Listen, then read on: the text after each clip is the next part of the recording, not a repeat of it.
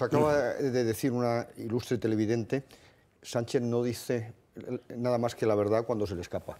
Y eso es lo que precisamente está sucediendo. No, Sánchez miente con toda sinceridad, nada más. Efectivamente. O se le escapa la verdad. De tal manera que, en primer lugar, no dice la verdad cuando está hablando del crecimiento económico. Hay que tener en cuenta que somos el único país de Europa, junto con Eslovaquia, lo decíamos antes, y la República Chequia, que no hemos recuperado, y lo decía muy bien Tamames, el PIB del año 2019, es decir, pre-COVID.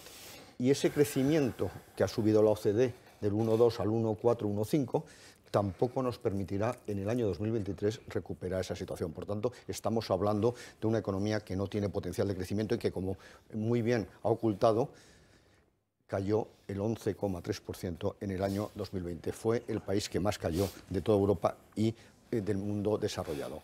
En segundo lugar, nuevamente juega con las cifras del paro y nos engaña. En primer lugar, porque habla de 1 millón de empleos, de los cuales 600.000 son en el sector público.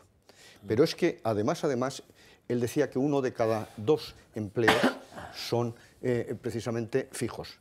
Y ahí entra esta falacia del fijo descontinuo al que también se ha referido el profesor Tamames y que tantas veces hemos comentado aquí. El fijo descontinuo, cuando menos 433.000, según el propio Ministerio, están en el paro sin hacer nada. Por tanto, son parados. Si sumamos esos parados y no los 618.000 que nosotros estimamos, solo los 433.000, la tasa de paro en España es del 15,3%. Es decir, superior a la que tenía España, que era justo del 15%, cuando accedió al gobierno Pedro Sánchez y ha dicho que la tasa de paro la ha reducido a la mitad. Por otro lado, hay que tener en cuenta que esa reforma laboral lo que ha hecho es perjudicar al trabajador, porque los que estaban en situación de contrato temporal y de obra tenían mejores condiciones salariales que los actuales fijos discontinuos.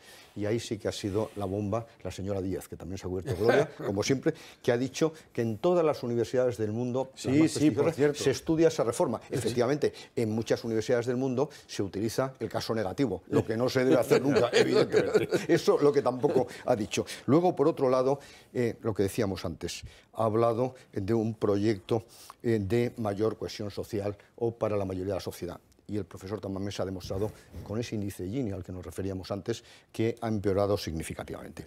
Además, habla de un cambio en el paradigma económico, que la derecha no lo ha entendido. Pues ese cambio en el paradigma económico significa que la renta agraria se está hundiendo, según ha puesto en manifiesto también el profesor Tamames, que estamos viviendo la decadencia absoluta de la industria y sobre todo de la industria automovilística. Que ese cambio de modelo también significa que una parte importante de nuestro país se va a quedar sin agua y por tanto sin un input fundamental para producir, entre otras cosas, en el caso de Murcia, el 4% de todo el consumo hortofrutícola del mundo.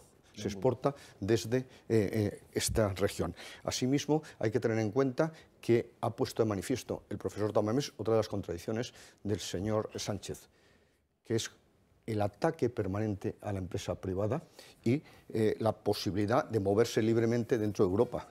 Y se refería al caso Ferrovial, que eso jamás se puede demonizar como ha hecho. Decía que este gobierno continuamente está incurriendo en contradicciones, que dice que la estructura productiva en España es muy pequeña, muy atomizada, las pymes son muy pequeñas, pero sin embargo, si tú pasas de tener 49 empleados a 50, y lo ha dicho textualmente el profesor Tamames, tienes que tener un plan de igualdad, tienes que tener comité de empresa, etc. Por tanto, nadie quiere hacer eso, lo que hace es crear otra empresa y atomizar más. Y luego, por último, el señor Sánchez y sus ministros hablan continuamente de las ventajas de la sanidad pública. El señor Tamames, el profesor Tamames, ha dicho lo que aquí hemos defendido tantas veces, que solo es viable el Sistema Nacional de Salud si hay una colaboración público-privada. Y luego para las pensiones, que lo han puesto nuevamente también el señor Sánchez y la vicepresidenta Yolanda Díaz, como el paradigma de la reforma de las pensiones, pues ha dicho que eso va a ser absolutamente insostenible y que se necesita un modelo mixto, universal, profesional. Beveridge ha dicho textualmente Bismarck. Es decir, que el sistema público de pensiones, y yo también lo digo, es insostenible. En definitiva, ha sido un ataque a todas las mentiras del señor Sánchez.